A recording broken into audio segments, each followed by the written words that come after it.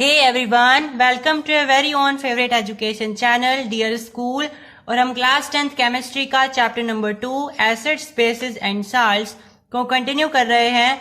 हमने previous video में indicators के बारे में डिस्कस किया था, कंपाउंड्स के बारे में डिस्कस किया था और साथ में हमने देखा था कि कुछ नेचुरल हमारे पास सब्सटेंसेस होते हैं या सोर्सेज होते हैं जिससे हम एसिड्स को एक्सट्रैक्ट कर सकते हैं। ठीक है, जैसे कि टोमेटो में हमारा होता है ऑक्सैलिक एसिड, ठीक है, जैसे कि हमारा एप्पल में होता है मैलिक एसिड, योगर्ट में होता है लैक्टिक एसिड। इस तरीके से हमने देखा था। तो आज हम क्या पढ़ने वाले हैं? आज हम पढ़ेंगे कि एसिड है क्या। ठीक है, जो हम पढ़ रहे हैं कि एसिड ये है, एसिड यहाँ पे पाई जाती है एंड ऑल। आज हम ये देख रहे हैं कि एसिड आखिर है क्या। ठीक है, एसिड का पूरा कॉन्सेप्ट हम जानने वाले हैं। तो बिना देरी किए जल्दी से स्टार्ट करते हैं। And your duty is what? Subscribe करना चैनल को और लाइक करना वीडियो को। चलो, तो अगर हमें ये जानना है कि एसिड क्या है तो हमें क्या जानना पड़ेगा? अर्हेनियस कॉन्सेप्ट ऑफ एसिड्स। ठीक है, तो हम क्या जान रहे हैं? अर्हेनियस कॉन्सेप्ट ऑफ एसिड्स। ये क्या कॉन्सेप्ट है और ये हमें क्या बताता है, हमें ये पता करना है। तो अर्हेनियस कौन थे, क्या थे, ये आपको नहीं ध्यान रखना है। It will be GK question. आपको यहाँ पे ये ध्यान रखना है कि उनका कॉन्सेप्ट क्या था, उन्होंने किस बेसिस पर बताया था कि आखिर एसिड है क्या। ठीक है, तो उनके अनुसार the substance which release H+ ion in the aqueous medium is called Arrhenius concept of acid. मतलब कि ऐसे सब्सटेंस जिसको आप एक्वास मीडियम में डालोगे और वो H+ आयन रिलीज कर दे, इसका मतलब क्या है कि वो पर्टिकुलर सब्सटेंस या वो पर्टिकुलर कंपाउंड आपका एसिड होगा। ठीक है, कोई भी एसिड ले लेते हैं। मान लीजिए मैंने लिया है HCl, मुझे नहीं पता ये एसिड है नहीं, लेकिन जैसे ही मैंने इसे एक्वास मीडियम में डाला, मान लीजिए वाटर है, इसमें मैंने इसको डाल दिया, तो इसमें से H+ आयंस मुझे निकलते हुए दिखाई नहीं देंगे, लेकिन हम इसको टेस्ट कर सकते हैं एक्सपेरिमेंट करके। कैसे? इलेक्ट्रोलिसिस का एक्सपेरिमेंट जानते हैं, तो इलेक्ट्रोड लगा सकते हैं, उससे हमें पता चल जाएगा कि इसमें से H+ आयन निकले हैं। ठीक है, आप इस H+ आयन को H3O+ आयन भी बोल सकते हो। ठीक है, क्योंकि देखो पहले ये समझ लीजिए कि जैसे HCl आपकी वाटर में जाएगी या फिर कोई एक्वास मीडियम में जाएगी तो वो आपको H+ आयन रिलीज कर देगी। ठीक है, अब मैंने इसको H3O क्यों बोला? क्या इसको हम बोलते हैं हाइड्रोनियम। ठीक है, इसका जो दूसरा नाम होता है या इसका जो एक्सपेंडेड नाम होता है वो होता है हाइड्रोनियम आयन।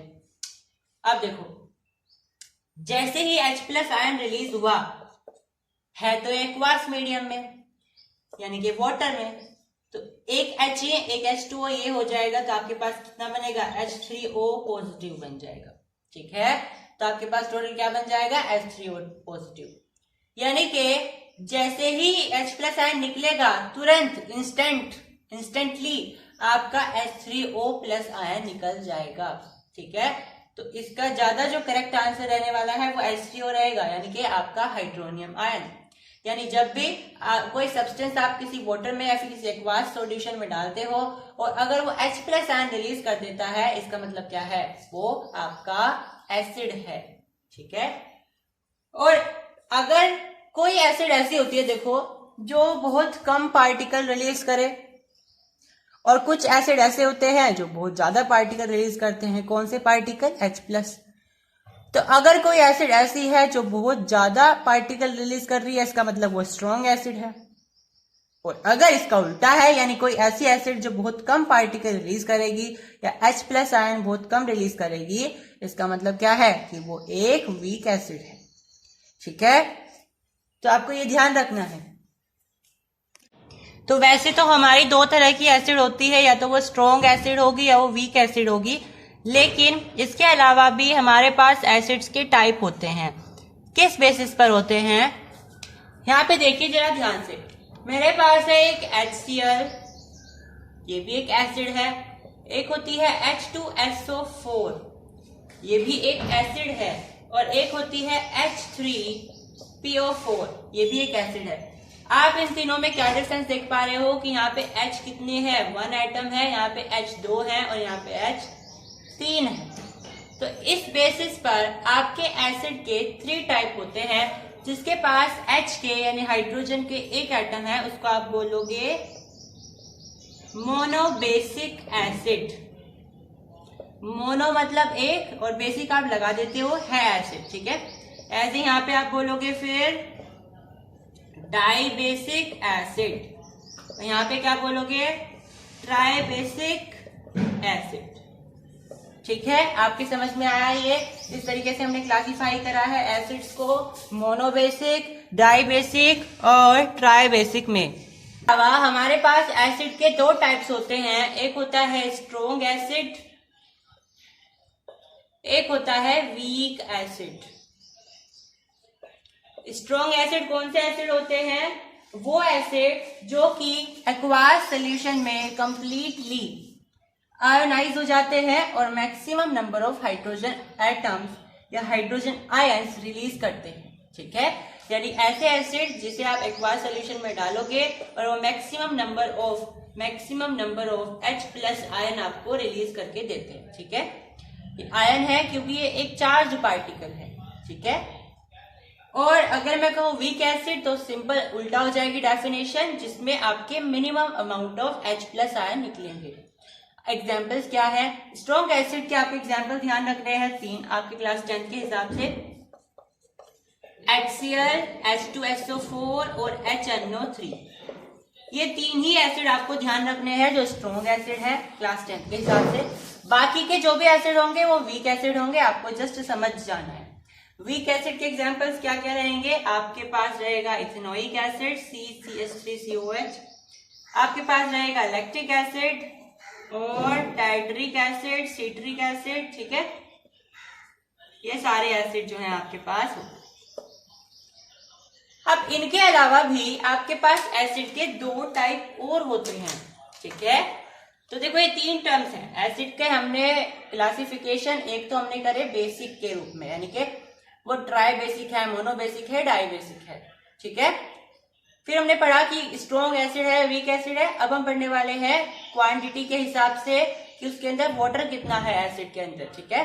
तो एक होता है कंसेंट्रेटेड और एक होता है डिल्यूट, ठीक है। एक होता है कंसेंट्रेटेड एसिड, एक होता है डिल्यूट एसिड। कंसेंट्रेटेड एसिड वो एसिड होते हैं जिसमें minimum possible amount of water होता है, यानी कि कम से कम पानी आप उसमें डालते हो। और कम से कम हमने क्यों वर्ड यूज किया? क्योंकि अगर आप उसमें ज्यादा डाल दोगे तो उसको एसिड नहीं रहेगा, तो आपको मिनिमम अमाउंट ऑफ वाटर तो डालना ही है। फिर डिल्यूट एसिड मतलब जिसमें कम से कम, तो ज्यादा से ज्यादा आप उसमें पानी डाल सकते हो, ठीक है। भाई कंसेंट्रेटेड में आप कम से कम पानी डालोगे ताकि वो कंसेंट्रेटेड रहे, और डिल्यूट में आप ज्यादा से ज्यादा पानी डालोगे, लेकिन ये मत भूल जाना कि वो एसिड ही ना रहे, ठीक है। इतना भी पानी मत मिला देना कि वो एसिड ही ना बचे। तो आपके पास कंसेंट्रेटेड एसिड और वीक एसिड होते हैं, ठीक है। इसके बाद हम प्रॉपर्टीज पढ़ने वाले हैं एसिड की, और उससे पहले आपको कुछ बातें ध्यान रखनी है। जैसे कि जो आपका मेटल होता है वो डिल्यूट एसिड में मिलकर के आपको साल्ट और हाइड्रोजन गैस प्रोवाइड कराता है। ये आपको ध्यान रखना है। जो आपने डिल्यूट एसिड पढ़ी अभी कि मेटल जो है डिल्यूट एसिड के साथ मिलकर के हमें साल्ट और हाइड्रोजन गैस देता है। हाइड्रोजन गैस का टेस्ट क्या होता है हमने चैप्टर नंबर 1 में भी पढ़ लिया है, इस चैप्टर में भी हम पढ़ने वाले हैं, ठीक है। उसके बाद हमारे पास है प्रॉपर्टीज। पढ़ने से पहले हमारे पास एक क्वेश्चन आता है कि हमें किसी भी एसिड को डिल्यूट करने के लिए, या फिर डिल्यूट हम बोल सकते हैं क्योंकि कंसंट्रेटेड तो नहीं, हम बोलते हैं कि किसी एसिड को डिल्यूट करने के लिए हमें एसिड में पानी डालना चाहिए या पानी के अंदर एसिड डालना चाहिए, ठीक है। ये हमारे पास सवाल आता है। तो एसिड हमें पानी में डालना चाहिए या पानी हमें एसिड में डालना चाहिए? पानी मतलब वाटर, ठीक है। तो क्योंकि एसिड जो है बहुत ज्यादा रिएक्टिव होती है, ठीक है। एसिड क्या होती है, बहुत ज्यादा रिएक्टिव होती है। तो अगर आप इसे डायरेक्टली वाटर में डाल दोगे तो बहुत बड़ा एक्सप्लोजन हो सकता है, ठीक है। तो इसलिए हमें क्या करना चाहिए, so we add acid to water instead of water to acid, यानी हमें इतनी सारी एसिड है, उसके अंदर आप डायरेक्ट वाटर डालोगे तो बहुत ज्यादा एक्सप्लोजन होगा। इसलिए हम क्या करते हैं, हम लेते हैं हमारे पास एसिड और उसके अंदर हम जो है ड्रॉप बाय ड्रॉप वाटर डालते हैं, ऐसे drop by drop, drop by drop, ठीक है। एसिड लेने के बाद हम उसमें फिर वाटर डालते हैं, वो भी ड्रॉप बाय ड्रॉप। ऐसा नहीं है हमें बहुत सारा आपको मग भर के उसमें डाल देना है, नहीं, ऐसा नहीं करना है। हमें ड्रॉप बाय ड्रॉप उसमें पानी डालना है, वाटर डालना है, ठीक है। तो हमें ध्यान रखना है। उसके बाद हमारे पास आता है प्रॉपर्टीज ऑफ एसिड। एसिड के क्या क्या प्रॉपर्टीज होती हैं वो हमें यहाँ पे पढ़नी है।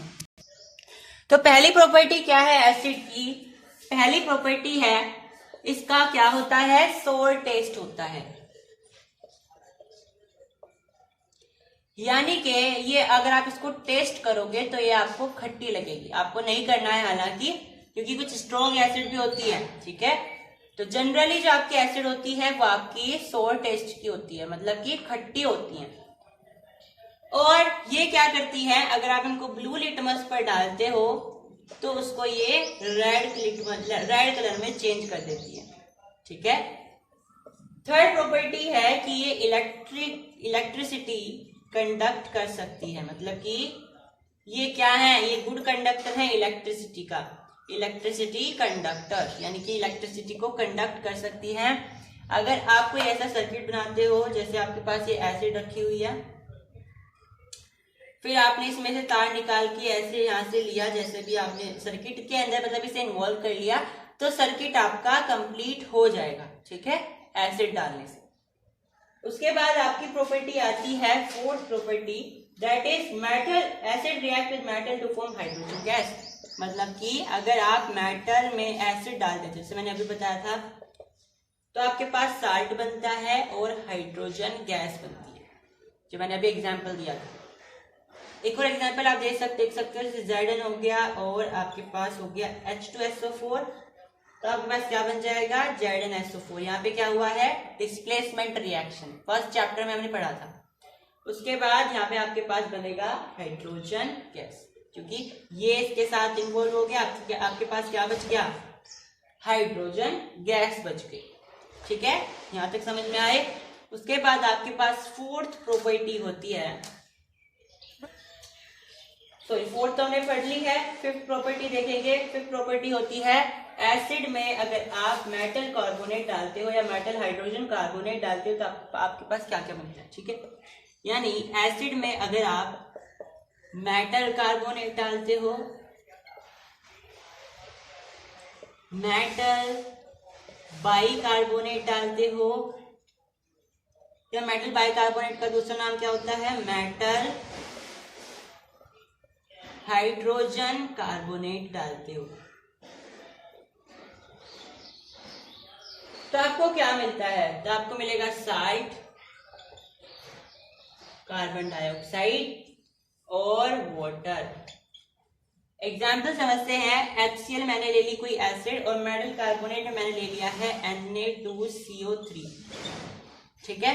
यहाँ पे मुझे क्या मिलने वाला है, साल्ट क्या मिलेगा मुझे, NaCl मिल जाएगा, Na और यहाँ से Cl, ठीक है। फिर प्लस ये तो मुझे पता ही है, कार्बन डाइऑक्साइड मिलेगी और वाटर मिल जाएगी। तो ये प्रॉपर्टीज ध्यान रखने से ना आपकी रिएक्शंस जो बनेगी, नई रिएक्शंस जो आती है आपके पास, वो बड़ी आसान हो जाती हैं। अगर वो बोलते हैं आपको कि हमें एसिड को, कोई भी एसिड बता देगा, वो आपको कहेगा कि इसे किसी मेटल कार्बोनेट में मिलाओगे तो आपको क्या क्या मिलेगा, ठीक है। तो आपको ध्यान रखना है, साल्ट तो बनेगा, बस साल्ट में आपको दिमाग लगाना पड़ेगा कि Na है तो यहाँ Cl है तो NaCl बन जाएगा, ठीक है। बाकी आपको फिर दिमाग लगाना नहीं है, क्योंकि CO2 एज इट इज आ जाएगा और वाटर भी एज इट इज आ गया, ठीक है। इस तरीके से आपको यहाँ पे ध्यान रखते हुए चलना है। उसके बाद आपकी जो सिक्स्थ प्रॉपर्टी होती है वो देखते हैं, अब अगली जनरल सी प्रॉपर्टी है जो हमने फर्स्ट चैप्टर में भी पढ़ी है, उसके लिए बकायदा हमने एक्सपेरिमेंट भी करा है, ठीक है। वो क्या होती है कि आप एसिड को किसी बेस में मिला दो तो आपके पास क्या बनता है, आपके पास साल्ट बनेगा और वाटर बनेगा, ठीक है। एग्जाम्पल से समझे, एग्जाम्पल समझते हैं। HCl ले लिया मैंने, NaOH ले लिया, आपको क्या बन के देगा, ये साल्ट देगा NaCl, और ये H है, ये OH है, तो H प्लस OH कितना हो जाएगा, H2O, H2O हो जाएगा, H और O बचेगा तो H2O यानी H2O। तो फिर से वही बात है, आपको दिमाग केवल साल्ट में लगाना है, ये आपका एज इट इज रहेगा, ठीक है। उसके बाद आपकी 7th प्रॉपर्टी आती है कि अगर एसिड को आप मेटल ऑक्साइड में मिला देते हो, ठीक है। यहां मैंने कोई एसिड ले ली है और उसकी रिएक्शन मैंने किसी मेटल ऑक्साइड से कर दी है। अब मेटल ऑक्साइड क्या होता है कि आपके पास कोई भी मेटल है, ठीक है, आपके पास कोई भी मेटल है, आप उसकी रिएक्शन किसी ऑक्सीजन से कर देते हो तो आपकी क्या बन जाएगी, मेटल ऑक्साइड बन जाएगी। जैसे कि हमने फर्स्ट चैप्टर में लास्ट में देखा था, कॉपर को जब आप जलाते हो, बर्न करते हो, तो ऑक्सीजन से रिएक्ट करता है, आपको CuO बना करके देता है, ये होता है आपका कॉपर ऑक्साइड। तो ये कॉपर क्या है, मेटल है, तो ये आ जाएगा आपका मेटल ऑक्साइड। तो इस तरीके से ही है, एसिड जो आपकी मेटल ऑक्साइड से रिएक्ट करेगी तो आपको क्या बना करके देने वाली है, आपको ये बना करके देगी साल्ट और साथ में वाटर, यानी कि सेम वही आपको रिजल्ट मिलने वाला है जो आप बेस से मिला के करते हो। क्योंकि आप 3rd चैप्टर में ये पढ़ने वाले हो कि मेटल ऑक्साइड क्या होती है, बेसिक होती है नेचर में, बेसिक इन नेचर, तो ये ऐसा ही बिहेव करेगी जैसा आपका बेस करते हैं। अगर मैं इसका एग्जांपल लूं, CuO प्लस HCl, मैंने एसिड ले लिया, तो आपको क्या बना करके देने वाला है, CuCl2 साल्ट हो गया और आपके पास वाटर, ठीक है। आप इसको बैलेंस कर सकते हो। उसके बाद अब देखो यहाँ पे आपको कलर भी पूछे जाते हैं, ये जो आपका होता है कैसे कलर का होता है, आपका ब्लू ग्रीन कलर का होता है, क्लियर। चल, उसके बाद लास्ट प्रॉपर्टी आपकी है इसमें कि एसिड का कैसा नेचर होता है, acids are corrosive in nature. हालांकि सारे नहीं होते, पर कुछ स्ट्रॉन्ग एसिड जो होते हैं वो आपके बड़े कोरोसिव होते हैं, आप उसको अपनी स्किन पर डालोगे, आपकी स्किन जला देंगे, ठीक है। जैसे HCl हो गया, एसिड अटैक होता है ना, उसमें ये सारी एसिड यूज करते हैं, है ना। अभी बैन कर दी थी ये पब्लिकली, ठीक है।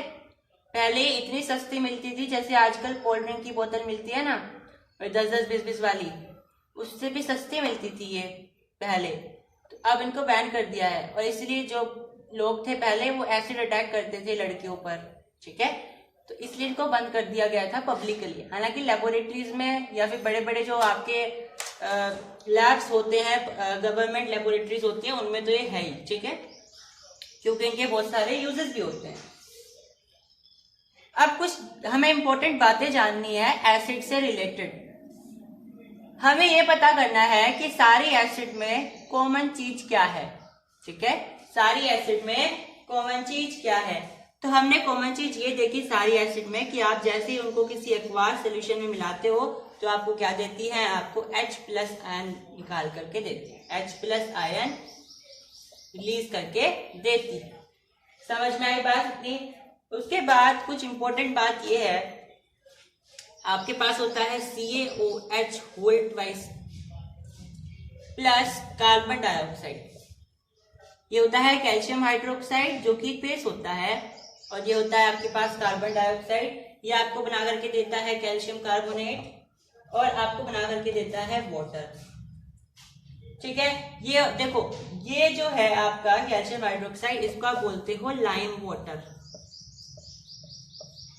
लाइम वाटर में आप कार्बन डाइऑक्साइड मिलाओगे तो मैंने फर्स्ट चैप्टर में बताया था आपको एक मिल्की कलर का प्रेसिपिटेट मिलता है, व्हाइट प्रेसिपिटेट मिलता है, तो ये वही है मिल्की इन कलर।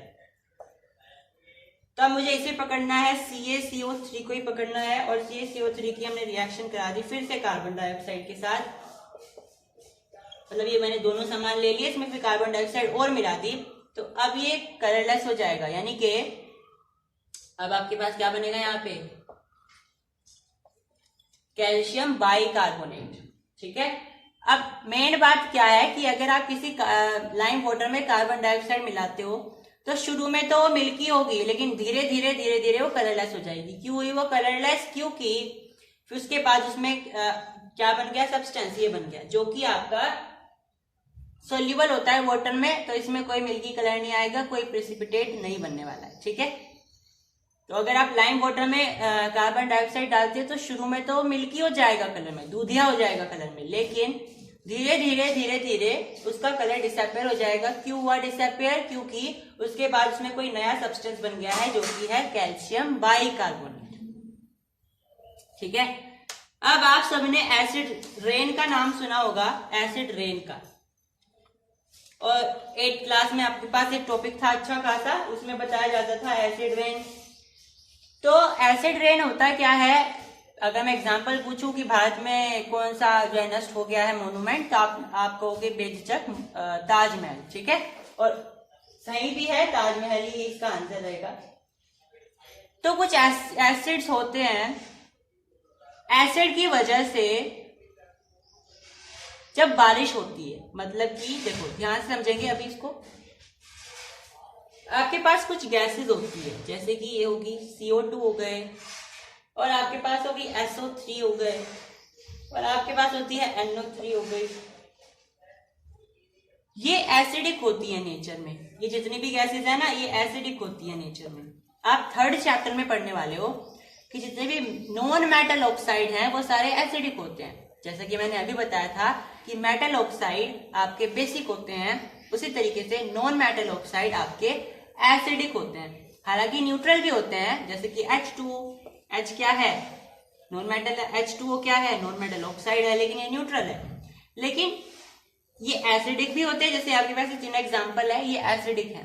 तो नॉन मेटल ऑक्साइड आपके पास एसिडिक है।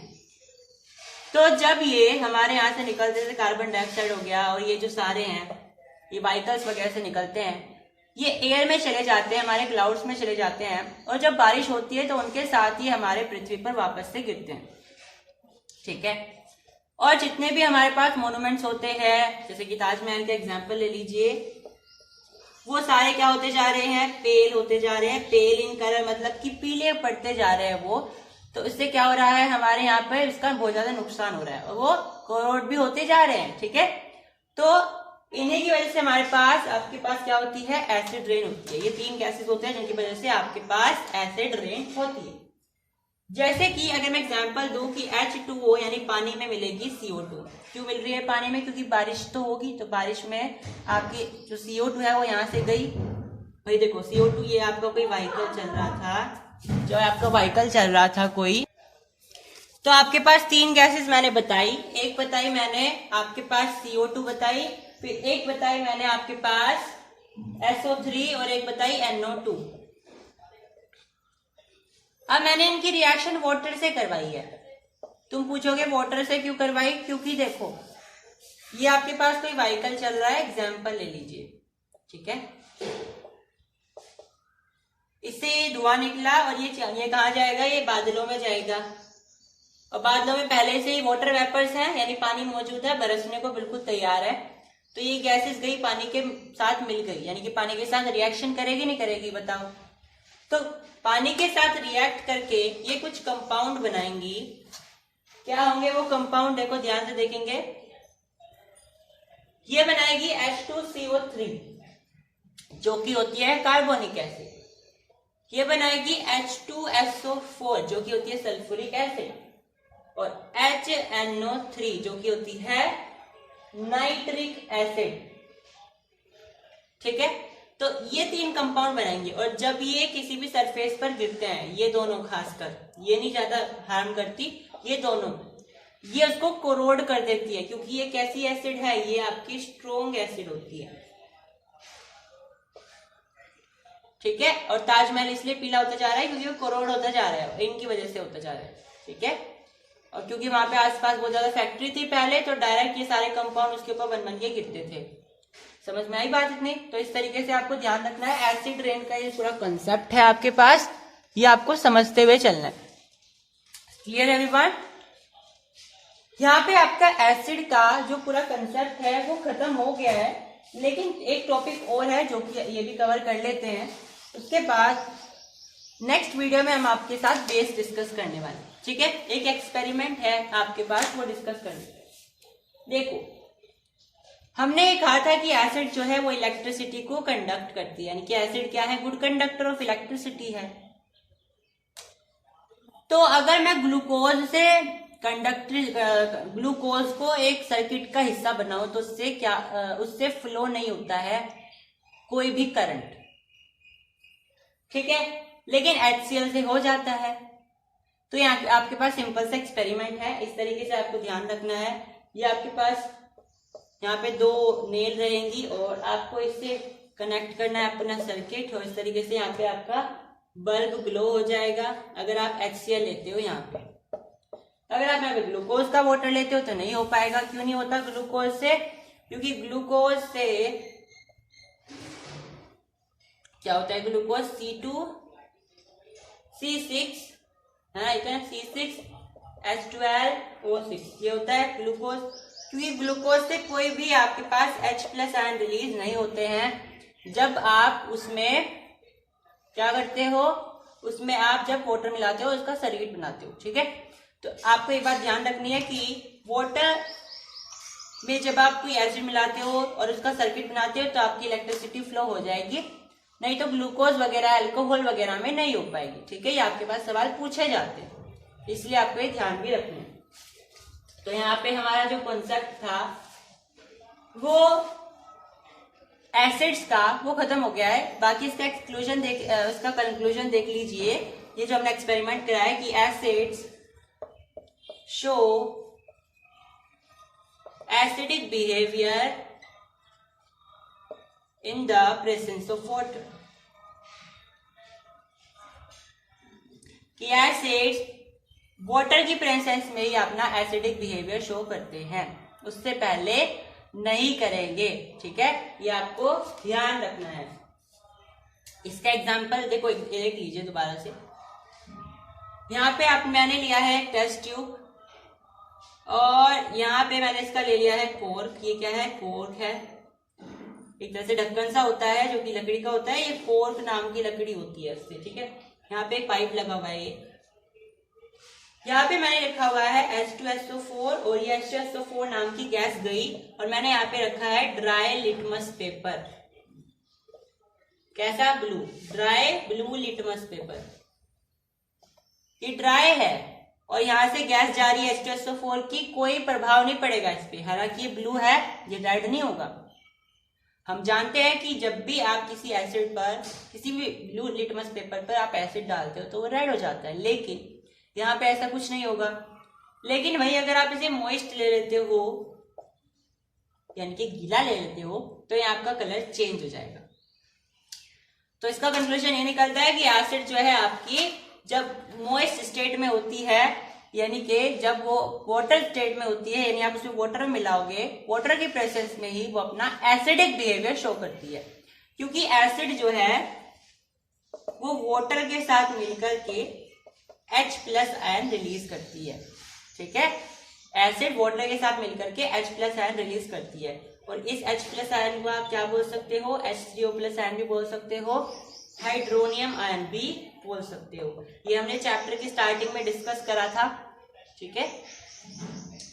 तो यहाँ पे हमारी आज की वीडियो होती है फिनिश। नेक्स्ट वीडियो में हम बेस स्टार्ट करने वाले हैं। अगर आपको एसिड से रिलेटेड कोई भी प्रॉब्लम है तो आप कमेंट सेक्शन में पूछ सकते हो, ठीक है। बाकी नेक्स्ट वीडियो में हम बेस पूरा कर लेंगे और उसके नेक्स्ट वीडियो में हम यूनिवर्सल इंडिकेटर यानी पीएच के बारे में पढ़ने वाले हैं।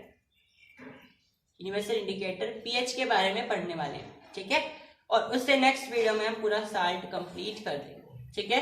तो अभी आपके पास 3 वीडियोस और आने वाली हैं जिनका आपको फायदा उठाना है और अपना चैप्टर पूरा करना है, ठीक है। तो टोटल आपके पास 5 एपिसोड्स में वीडियो आने वाली है।